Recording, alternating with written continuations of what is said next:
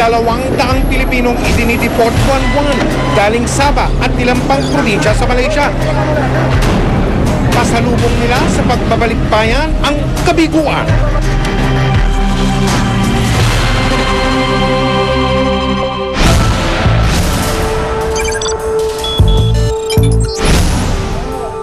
Marami pang Pilipino sa Malaysia ang gusto nang bumalik sa Pilipinas. Ang ilan sa kanila dumadaing sa tagal daw ng proseso at panahon ng pagdinig sa kanilang isinampang mga kaso. Medyo peculiar po pala yung Malaysian legal system such that kung yung hearing ay ngayon, ang next hearing mo will be next year na. So the next hearing will be in March 2011.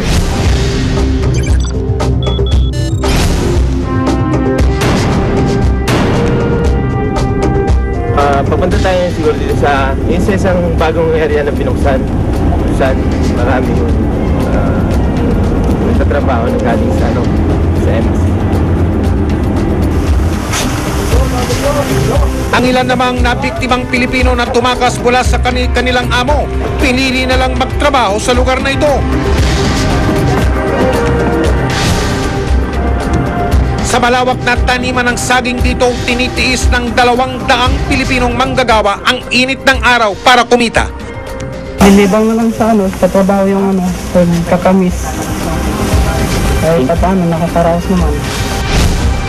Ang ilan sa kanila, biktima ng labor trafficking sa Malaysia. Kung tutuusin daw, mas malaki pa yung sahod dun sa Pinas. At saka isa pa, malawak ang ginagalawan nila dun sa Pinas, walang kinatatakutan, hindi ho kagaya dito. Hindi ka pwedeng lumabas kung saan-saan dahil ang daming hong pulis. Marami sa kanila ang gusto na rin umuwi sa Pilipinas. Maraming proseso yan mahaba yung proseso. Karamihan po sa amin, halos lahat po kami rito walang passport dahil biktima po kami ng human trafficking, nag-runaway po kami sa aming mga employer. Dahil kami po ay nagpunta rito para kumita ng pera, tapos ganito po naging sitwasyon sa amin. Kaya kami po yung humingi ng tulong sa inyo, taos puso, kahit na pang pamasahe lang po.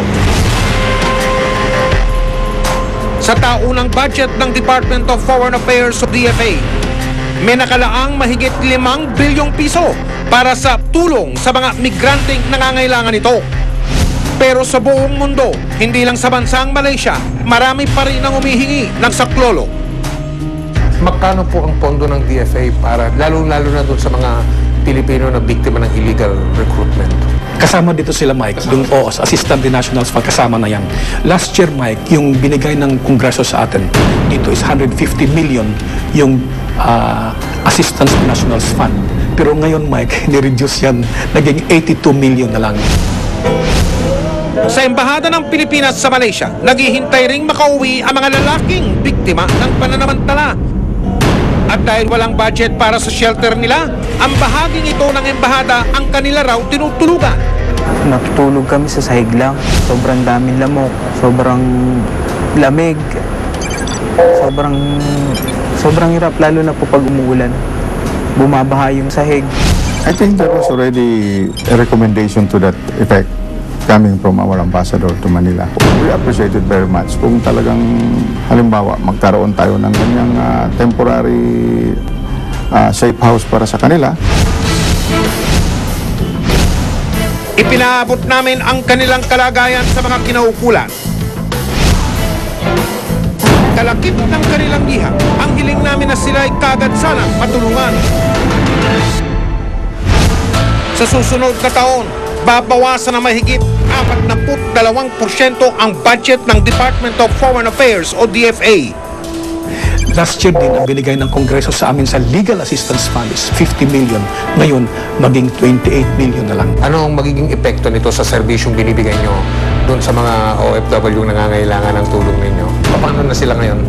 Ang gagawin namin, Mike, dyan siguro is sa mga bansa kung saan marami mga kaso ng OFW, pwede tayong mag-hire ng retainer counsel. Yun ang sinasabi ko na sa kanila. Instead of individual lawyers for every case, gumawa tayo ng isang retainer agreement, isang abogado, tapos hawak niya 10 or 20 ba? Yung ganon, para makatipid tayo ng konti. Kung naging pangit naman po yung ano niya po sa ibang bansa, tatanggapin ko pa rin po. Dahil siya po yung ina po ng mga anak ko eh. Kaya di naman po ako naghahangit talaga ng malaki eh. Ang importante po sa akin, sama-sama kami lahat ng mga bata. Sandali ah. Meron lang kami.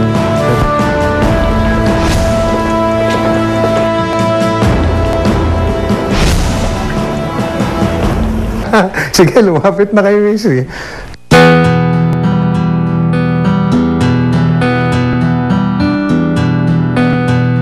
Walang katumbas sa mga salita at ngiti na nanumbalik sa pagbabalik ng asawa niyang si Imelda. Gusto ko na sabihin sa akin na huwag na sa umalis kahit pa paano. Mas maganda yung sama-sama lang kami ng mga bata.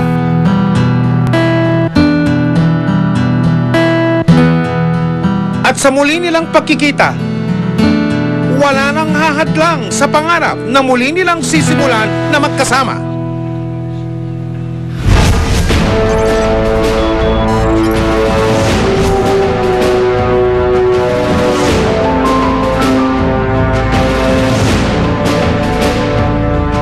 Kwento ng kabiguan ng inabutan ng ilang Pilipino sa Malaysia. Pero kakibat nito ang kwento ng tagumpay. Ilan sa kanila nakatakas sa kamay ng mga sindikato. Tulad ng tatawagin nating si Celia, ang Pilipinang minsan naging bihag sa hawla ng isang kasa sa Sabah.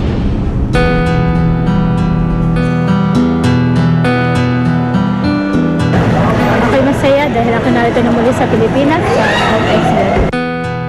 At sa tulong ng ating gobyerno, nakauwi na rin ng ilang mga Pilipinong kinupkup ng ating embahada sa Malaysia. Muli nilang nasilayan ang lupang kanilang sinilangan. Saan mang lugar na may bentahan, asahan daw na mabilis na palitan ng kalakal at pera. Kaya't patutong manimbang, talasan ng pakiramdam, at tuwing mangingibang bansa, tiyaking hindi kaluluwa at dangal ang kabayaran. Mga kapuso, ang mga abusado at ang mga manloloko, saan man panig ng mundo, dapat hindi natin tatantanan. Hanggang sa muli, ako po ang inyong kapuso, Mike Enriquez, at ito ang investigador. Isang dekada na!